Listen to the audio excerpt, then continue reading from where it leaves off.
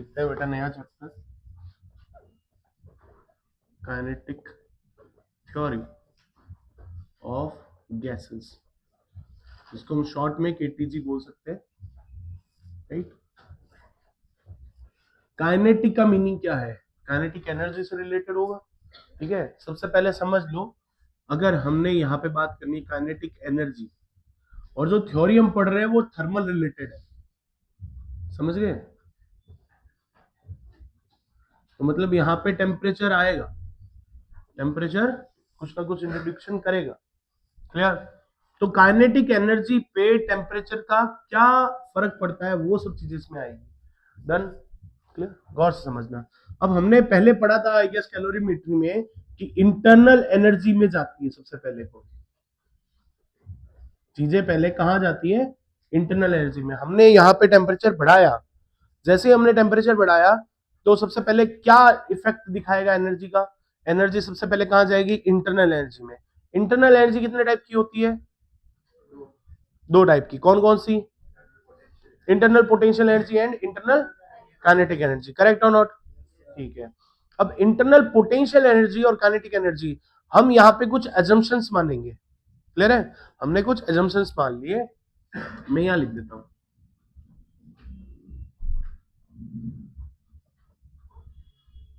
सबसे पहला एजम्पशन कि छोटे छोटे इलास्टिक, न्यूट्रल और स्फेरिकल पार्टिकल्स होते हैं, जिनको हम क्या बोलते हैं? मॉलिक्यूल्स बोल देते हैं, समझ गए? सेकंड हम ये लिख रहे हैं, मान लो कि ये दोनों, ये सारे सारे पार्टिकल जो भी कॉलिजन करेंगे, वो कॉलिजन कैसा होना चाहिए? परफेक्टली इलास्टिक कॉलिजन होता है, क्लियर। नेक्स्ट हम कह रहे हैं कि जो प्रेशर ऑन वॉल आएगा, वॉल ऑफ कंटेनर आता है, वो किसकी वजह से आता है? Pressure on wall on container किसकी वजह से आता है? यहां से बॉल को फेंका, वहां से वो टकरा के वापस आई, तो उसने मोमेंटम एक्सचेंज किया, नहीं किया? यस, मोमेंटम चेंज आया, तो delta P by delta T है, delta P by delta T है, तो फोर्स है, फोर्स पर यूनिट एरिया लग रहा है, तो प्रेशर है। तो प्रेशर किसकी वजह से आ रहा है? प्रेशर ऑन वॉल किसकी वजह से आ रहा है? कॉलिजन की वजह से। फोर्थ, जो टाइम पीरियड है,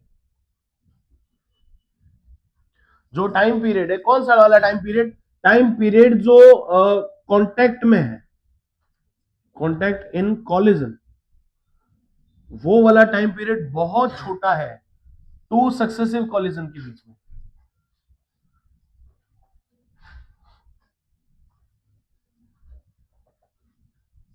बिटवीन वॉल्स, इसमें बहुत कम होता है। और फिफ्थ, कि अगर हमारा कोई भी मॉलिक्यूल ऑक्यूपाइड वॉल्यूम जो होगा, वो वाला वॉल्यूम बहुत कम होगा, किसके मुकाबले में? वॉल्यूम ऑफ गैस के मुकाबले में। इस रूम का वॉल्यूम कितना है? लीटर्स में, मीटर क्यूब में। और इस मार्कर को मैंने बोला इसने कितना वॉल्यूम घेर लिया, तो आप बोलोगे सर बहुत कम है। तो इस वॉल्यूम के आगे, इसने जितना वॉल्यूम घेरा है उसके आगे रूम का वॉल्यूम कितना है? बहुत ज्यादा है। समझ रहे हो नहीं समझ रहे हो? तो सिग्निफिकेंस इसका रहेगा, इसका नहीं रहेगा। ये छोटे मोटे एजम्पशंस है जो हम काउंट कर रहे हैं। अब एक और एजम्पशन लिख सकते हैं कि अगर ये न्यूट्रल है, ये क्या है? न्यूट्रल है, तो नो अट्रैक्शन फोर्स, कोई भी अट्रैक्शन फोर्स नहीं है, तो हम बोल सकते हैं सर पोटेंशियल एनर्जी कंसिडर्ड भी जीरो। अगर पोटेंशियल एनर्जी जीरो है, इंटरनल एनर्जी दो टाइप की है, कौन कौन सी? एक तो पोटेंशियल एनर्जी होगी और एक काइनेटिक एनर्जी होगी। पोटेंशियल एनर्जी को हम कंसिडर कर ही नहीं रहे, तो काइनेटिक एनर्जी क्या हो जाएगी? यूज हो जाएगी, क्लियर और नॉट? आपने टेम्परेचर बढ़ाया तो टेम्परेचर डायरेक्टली किस में चला जाएगा? काइनेटिक एनर्जी में। समझे मेरी बात? नहीं समझे?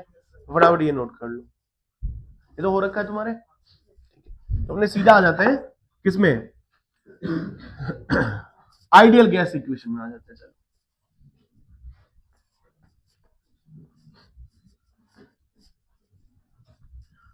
देखना गौर से, आइडियल गैस इक्वेशन, ठीक है, ये बार बार आता रहेगा आपके, ध्यान रखना गौर से। मैंने ये कहा बेटा PV is equal to NRT होता है कि नहीं होता, प्रेशर इनटू वॉल्यूम, प्रेशर है, ये वॉल्यूम है, ये क्या है, नंबर ऑफ मोल्स है, आर क्या है, gas constant, universal gas constant.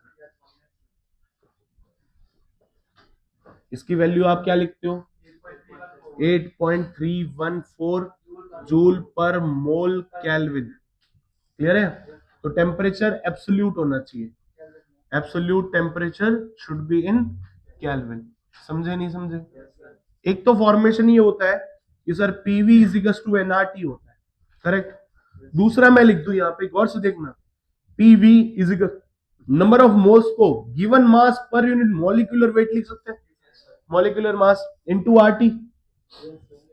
अगर मैं ये कह दूं कि ये जो यूनिवर्सल गैस कांस्टेंट है तुम्हारा, इसको मैं अगर मॉलिक्यूलर मास से डिवाइड कर दूं, इसको मैं मॉलिक्यूलर मास से डिवाइड कर दूं, तो ये मेरा आर लोकल हो जाएगा। किसी गैस के लिए फिर आर भी बताना पड़ेगा, नहीं समझे? अभी मैं ये बोल रहा हूं कि मैंने ऑक्सीजन गैस 4 मोल ले ली, ऑक्सीजन गैस कितनी ली, 4 मोल्स, क्लियर। तो मैंने एन बता दिया तुम्हें, ठीक है, और ऑक्सीजन टाइप बता दिया, तो तुम एन समझ गए कितनी है कितनी है। क्लियर हुआ कि नहीं हुआ? या फिर मैंने बोला 3 kg ऑफ ऑक्सीजन ले लिया, तो 3 kg मैंने एम बता रखा है, ऑक्सीजन बता रखा है। क्लियर हुआ कि नहीं हुआ? तो मैंने इन दोनों की वैल्यू बता दी। तो क्या मैं यहां पे अगर ये R अपॉन MW कर दूं, तो ये PV is equal to MRT भी हो सकता है, नहीं हो सकता? नहीं समझे? तो एक इक्वेशन में ये हो सकता है कि ये PV is equal to MRT हो जाए, और गिवन गैस हो जाएगी ये, फिर नहीं समझे, आर की वैल्यू अलग हो जाएगी। Okay okay. थर्ड, फोर्थ हम ये बोल सकते हैं PV is equal to M R T, ऐसे कुछ दे रखा है मान लो।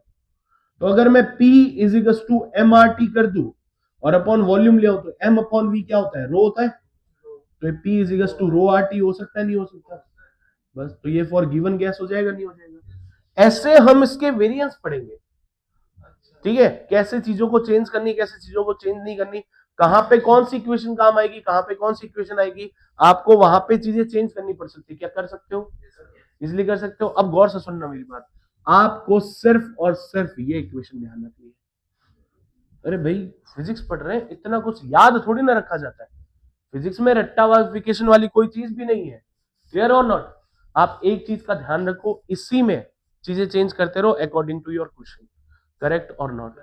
यहाँ लिखवाने की नीड है क्या, P is pressure, pressure is in newton per metre square and mole में है, वगैरह वगैरह लिखवाने की नीड है क्या, नहीं है। क्या आर गैस कांस्टेंट का तुम यूनिट एंड डायमेंशन बता सकते हो, यूनिट तुमने बता दिया।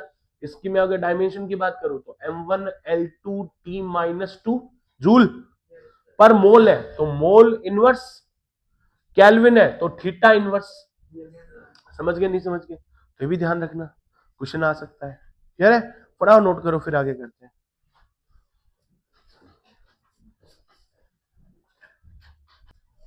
चलो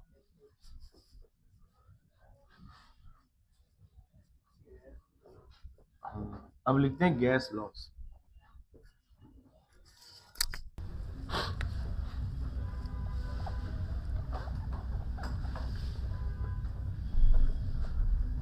सबसे पहले हम पढ़ेंगे बॉयल्स लॉ।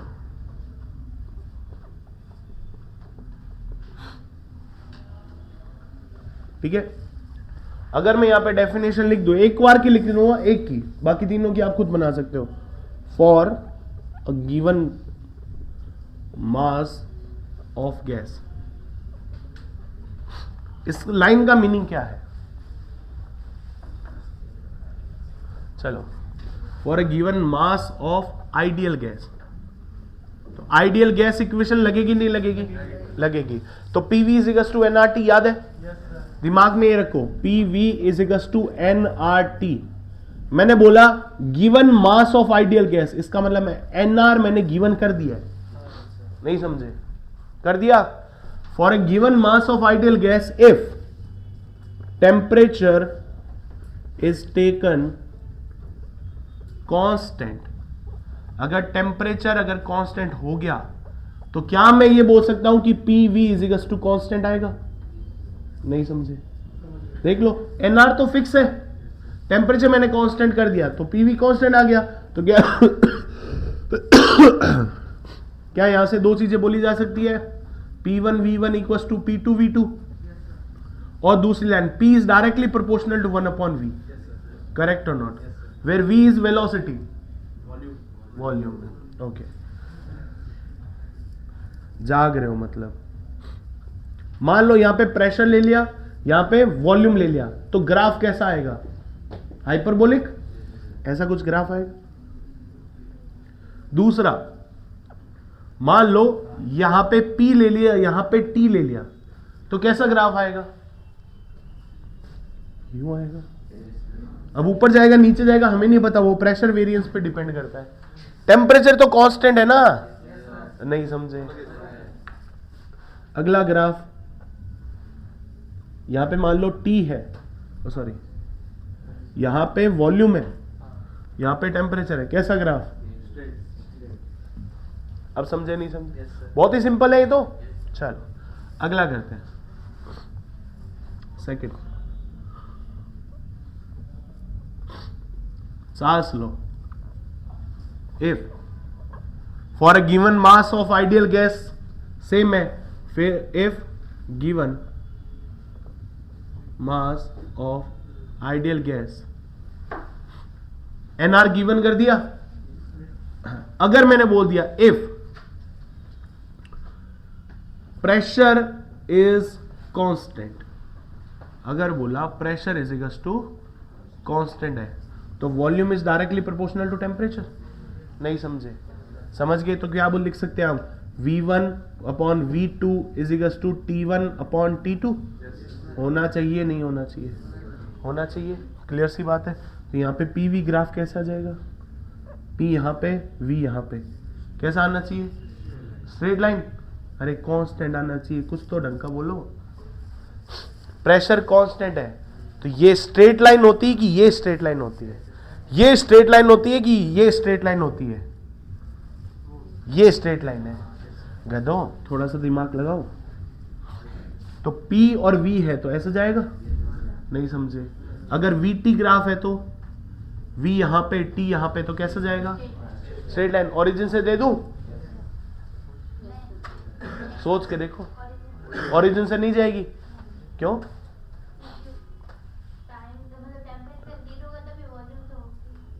तो वही तो कह रहा हूं, अगर वॉल्यूम भी नहीं है, क्या 0 डिग्री सेल्सियस बोल रहे हो? 0 डिग्री सेल्सियस लेते हैं क्या? तो फिर 0 डिग्री सेल्सियस लेते हो क्या? 0 केल्विन लेते हो क्या? 0 केल्विन पहुंचना पॉसिबल है? तो फिर कहां से शुरू होगा? ओरिजिन से नहीं होगा, यहां से जाएगा ग्राफ। यहां बनाना चाहते हो तो डॉट डॉट बना लो, हाइपोथेटिकल ग्राफ हो जाएगा। अगर ये केल्विन में है तो, समझे नहीं समझे? अगर मैंने यहां पे ये ग्राफ बना दिया, गौर से समझना, यहां पे वॉल्यूम है, यहां पे टेम्परेचर है, लिखा हुआ डिग्री सेल्सियस, तो ग्राफ ऐसा आएगा? नहीं समझ रहे हो? समझ गए? अगर इसको पीछे बढ़ाया जाए ना थोड़ा सा, तो ये पीछे आएगा। तो टेम्परेचर नेगेटिव जा सकता है क्योंकि एब्सोल्यूट नहीं है। अब भी नहीं समझे? समझ गए ना? तो थोड़ा ध्यान रखना कि यहाँ पे यूनिट कौन सी दे रखी है, कौन सी नहीं दे रखी है, और ये यहां से कनेक्ट नहीं होगा क्योंकि 0 kelvin temperature is intangible object, correct और नॉट? तो PV हो गया, VT हो गया, और PT ग्राफ बनाए तो P और T। देख लो, मैंने सारे जितने भी ग्राफ बनाए ना टेम्परेचर का, तो उसको टच नहीं करवाया है, इसको टेम्परेचर को टच नहीं करवाया। क्यों? क्योंकि 0 kelvin is intangible object, correct और नॉट? और ये कहता है, तुम सोच रहे हो कि 0 केल्विन के ऊपर सर वॉल्यूम होगा? 0 केल्विन पे कुछ नहीं होता है। समझ पा रहे हो नहीं समझ पा रहे हो? ये चीज का खास ध्यान रखना कि केल्विन दे रखा है कि डिग्री सेल्सियस दे रखा है। अगर कुछ नहीं दे रखा डिग्री में, कुछ भी नहीं दे रखा यूनिट में, तो केल्विन मानना इसको, करेक्ट और नॉट? फटाफट नोट करो, फिर लास्ट करते हैं गैल्यूसेक लॉ।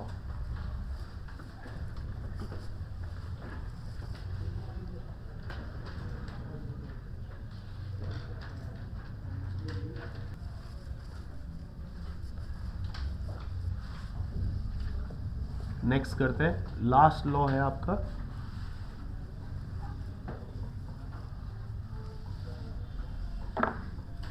थर्ड,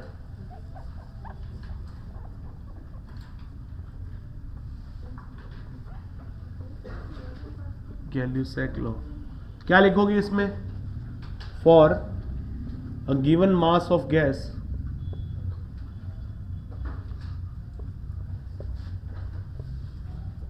मतलब एनआर कांस्टेंट हो गया, तो P sorry for a given mass of ideal gas तो PV is equal to nRT है, तो ये कांस्टेंट हो गया। तो क्या हम ये बोल सकते हैं PV is directly proportional to T? अब बचा कौन है इसमें? प्रेशर कांस्टेंट कर दिया, बचा कौन? Volume constant. तो वॉल्यूम को अगर हमने कांस्टेंट कर दिया तो बचा कौन? P is directly proportional to T। Correct और नॉट? तो क्या हम ये बोल सकते हैं P1 by P2 equal to T1 by T2 at same volume? Correct, ठीक है। इसके ग्राफ बना दो। अगर आपको PV ग्राफ बनाना है तो ऐसा कुछ बनेगा, अगर आपको VT ग्राफ बनाना है तो कुछ ऐसा बनेगा। अरे करेक्ट है कि नहीं है? ये PV ग्राफ हो गया, V इधर, VT ग्राफ हो गया तो ये इधर, बचा कौन? PT ग्राफ, P यहाँ पे, T यहाँ पे, तो कैसे जाना चाहिए? ऐसे जाना चाहिए ग्राफ। अरे क्लियर है कि नहीं है? अब टेम्परेचर यहाँ पे केल्विन लिखने की जरूरत तो नहीं है, यहाँ पे डॉट डॉट करके मिला लोगे, हाइपोथेटिकल हो जाता है। बस बहुत इजी है, फटाफट नोट करो। हो गया? अब प्रोसेसेस लिख लो, 3 टाइप के सिंपल प्रोसेस कर देते हैं। पढ़ तो लिए तुमने वो, बट एक फॉर्मेलिटी टाइप।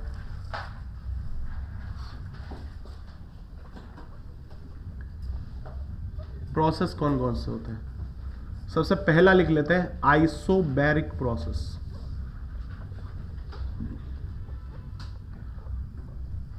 आइसोबैरिक प्रोसेस का मतलब ये है, देखो यहां देखो, आइसोबैरिक, बार, बार किसकी यूनिट होती है? प्रेशर की। तो यहां पे क्या हो जाएगा? प्रेशर कांस्टेंट हो जाएगा। तो इसको आप लिख सकते हो आइसोबैरिक मतलब प्रेशर कांस्टेंट। अगर प्रेशर कांस्टेंट है, P is equal to constant है, तो क्या हम ये मान सकते हैं for ideal gas? For ideal gas क्या हो जाएगा? PV is equal to nRT। ये कांस्टेंट हो गया, ये कांस्टेंट हो गया, तो V is directly proportional to T हो गया ना। कौन सा लॉ है ये? V is directly proportional to T, Charles law. Clear है? उसके सारे ग्राफ्स आ जाएंगे। टेम्परेचर कांस्टेंट है तो कौन सा ग्राफ आता है? आइसोथर्मल बोल देंगे इसको, आइसोथर्मल प्रोसेस। अगर आइसोथर्मल प्रोसेस है तो इसको हम क्या बोलेंगे? टेम्परेचर कांस्टेंट है। अगर टेम्परेचर कांस्टेंट है तो PV is equal to nRT, तो ये पूरा ही कांस्टेंट हो गया, तो PV is equal to constant हो गया। तो क्या हम लिख सकते हैं P is directly proportional to 1/V, where V is velocity. चलो जिंदा हो। थर्ड, लास्ट हो जाता है आइसोकोरिक प्रोसेस। आइसोकोरिक, आइसोकोरिक का मतलब क्या हो गया? V is equal to constant. तो भैया V is equal to constant, तो एक्सेलरेशन 0 हो जाएगा क्या? वॉल्यूम है, सही बात है। जिंदा ही हो ना? पक्का? ठीक है, फिर ठीक है। तो PV is equal to nRT दे रखा है, nR हमने कांस्टेंट कर दिया फॉर अ गिवन गैस। अगर volume is equal to constant तो ये कांस्टेंट, तो P is directly proportional to T। ये कौन सा लॉ है भाई? क्लियर है? तो P is directly proportional to T। तो अगर इनके ग्राफ बनाना चाहो तो ग्राफ बनाए जा सकते हैं। क्या तुम्हें PV ग्राफ कंसिडर कर सकते हो? PT और VT ग्राफ, 3 ग्राफ है, बना सकते हैं। तो ये ग्राफ्स बन जाएंगे। अब इस पे क्वेश्चन करते हैं। पहले इसको फटाफट नोट कर लो, फिर क्वेश्चन पे आते हैं। ठीक है?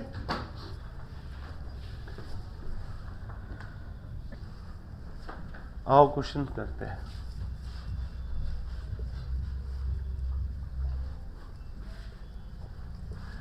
अब इस क्वेश्चन में मैं क्या पूछूंगा? क्वेश्चन में मैं ये पूछूंगा कि मान लो मैंने PV ग्राफ तुम्हें दे दिया, ठीक है? अगर मैंने आपको PV ग्राफ दे दिया, इट मींस मैं आपसे PT ग्राफ और VT ग्राफ भी पूछ सकता हूं। उस PV से VT और PT ग्राफ बना दो।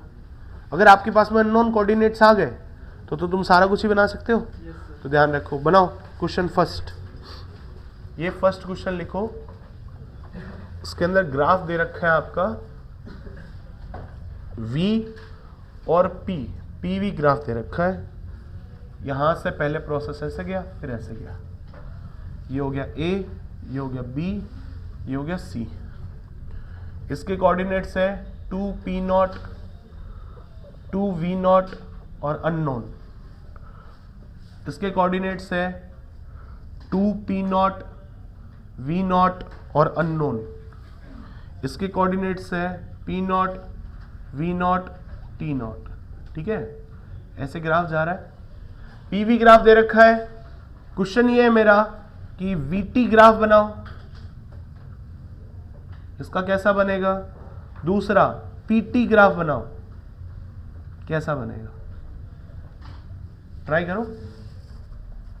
अगला क्वेश्चन,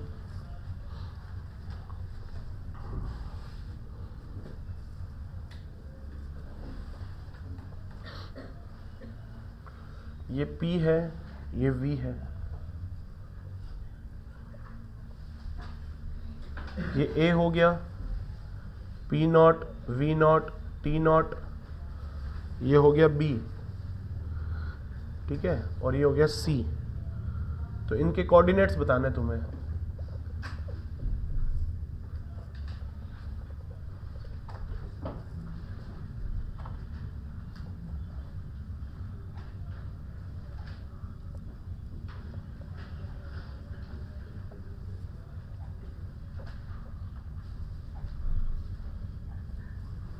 कर दो, फटाफट कर दो।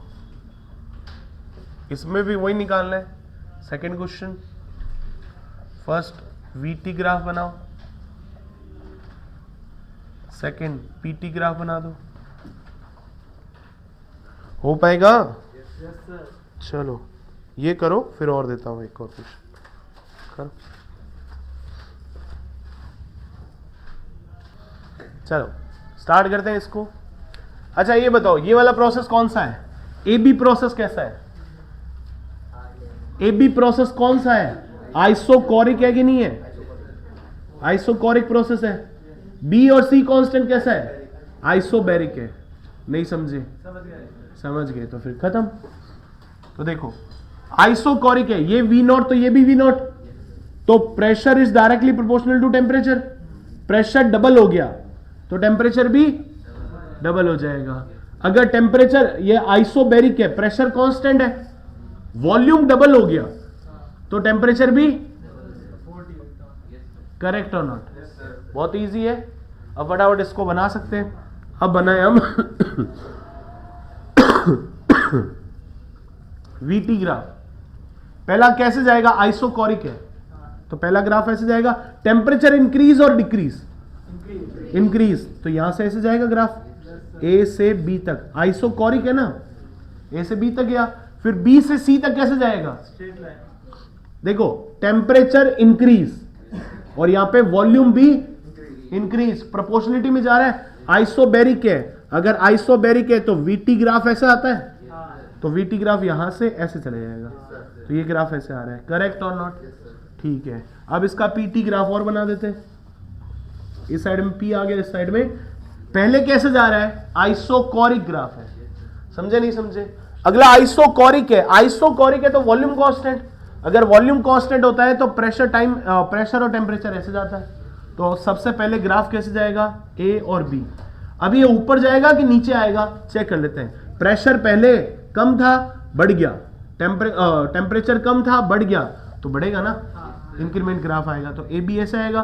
उसके बाद में आइसोबैरिक है तो स्ट्रेट लाइन कांस्टेंट आ जाएगा, B से C। करेक्ट और नॉट? अगले क्वेश्चन में ये ग्राफ जस्ट उल्टा है। PT है वो इसका VT है, और जो इसका VT है वो इसका PT है। चेक कर लो, ठीक है। और नहीं बना तो यहां पे बना के देख लेते हैं। P0, V0, T0, correct. तो एक बात बताओ, ये प्रेशर कांस्टेंट है ना, अगर ये प्रेशर कांस्टेंट है तो आइसोबैरिक हुआ? नहीं समझे? अगर ये आइसोबैरिक हो गया तो प्रेशर सेम रहना चाहिए, यहां पे प्रेशर, तो यहां पे भी P0 होना चाहिए। वॉल्यूम कितना हो गया? 2V0। अगर वॉल्यूम डबल हो गया तो टेम्परेचर भी डबल हो जाएगा, 2T0। नहीं समझे? भाई प्रेशर कांस्टेंट पे volume is directly proportional to temperature, तुम दिमाग में और कुछ मत रखो, याद नहीं रखना है कि सर प्रेशर कांस्टेंट है तो volume is directly proportional to temperature, नहीं, PV is equals to NRT. एक चीज ध्यान रखो, एनआर तो कांस्टेंट है, ठीक है, तुमने क्या कांस्टेंट करा है, यहां पे पी कांस्टेंट करा है, बचा कौन, P V N R T, P constant, V बचा हुआ है, NR constant, T constant, T ऐसा है ना, तो P is directly proportional to T, V is directly proportional to T, temperature constant P V is equals to constant, ऐसे ध्यान में रखो। समझे नहीं समझे? तो गौर से देखो, यहां पे आइसोबैरिक हो गया तो प्रेशर सेम हो गया, वॉल्यूम डबल हो गया तो टेम्परेचर भी डबल हो गया। क्लियर? ये कौन सा प्रोसेस है, वॉल्यूम है, तो ये आइसोकोरिक हो गया। आइसोकोरिक प्रोसेस मतलब वॉल्यूम कांस्टेंट है, वॉल्यूम कांस्टेंट तो 2v0 दिया, यहां पे भी 2v0। क्लियर हुआ कि नहीं हुआ? यहां पे प्रेशर डबल हो गया, 2p0 हो गया, प्रेशर डबल तो टेम्परेचर 2t0 था, अब कितना हो जाएगा, 4t0 हो जाएगा। क्लियर और नॉट? अब हम बना लेते हैं भाई, ये लो, ये पहले बनाते हैं पीटी ग्राफ। पहले प्रेशर कांस्टेंट, तो प्रेशर कांस्टेंट टेम्परेचर बढ़ रहा है नहीं बढ़ रहा, बढ़ रहा है, तो पहले प्रेशर कांस्टेंट, उसके बाद में वॉल्यूम कांस्टेंट, तो वॉल्यूम ऐसा आएगा कि नहीं आएगा, तो ये जाएगा ए, ये आएगा बी, ये आएगा सी, ऐसा कुछ ग्राफ जाएगा। अब बना देते हैं लास्ट वीटी ग्राफ, वी इधर टी इधर, सॉरी, ठीक है। देखो सबसे पहले क्या हो रहा है, प्रेशर कांस्टेंट है, अगर प्रेशर कांस्टेंट है तो वॉल्यूम बढ़ रहा है, टेम्परेचर भी बढ़ रहा है, तो ऐसा कुछ बढ़ेगा नहीं बढ़ेगा, यस। फिर उसके बाद में कैसे जाएगा, कांस्टेंट हो जाएगा, आइसोकोरिक है इसलिए, तो ये हो गया ए एंड सी। करेक्ट और नॉट? करेक्ट है, सिंपल। ऐसे कर सकते हो ग्राफ के नहीं कर सकते हो, इजीली कर सकते ना। तो अब नेक्स्ट हम करेंगे वीआरएमएस के लिए, करेक्ट।